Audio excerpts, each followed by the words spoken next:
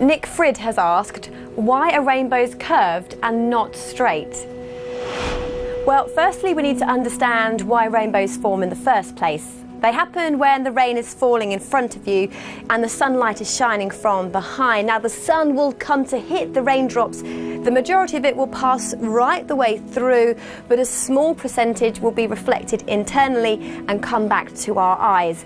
Now, this is key in why rainbows are curved, because it's just a very narrow band of light that heads back to us that's reflected between 40 and 42 degrees in angle, and it's between the 40 and 42 degrees where we see our red to violet.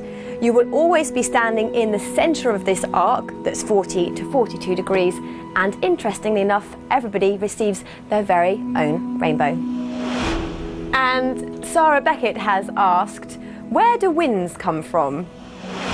They're created by the difference in air temperature. Now, the equator is very hot and the poles are very cold. And between the hot and the cold, we see our high pressures and our low pressure developing. The air will always flow from the high pressure to the low pressure, and that is wind.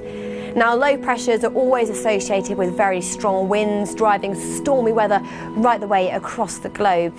And interestingly, the highest gust ever recorded here on Earth was 253 miles an hour at Barrow Island in Australia.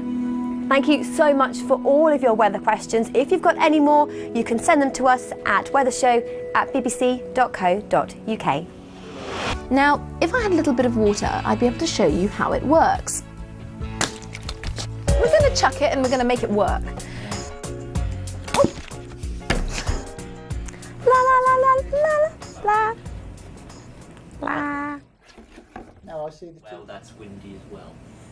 I know, it's because I forget what. Leave my poor socks alone.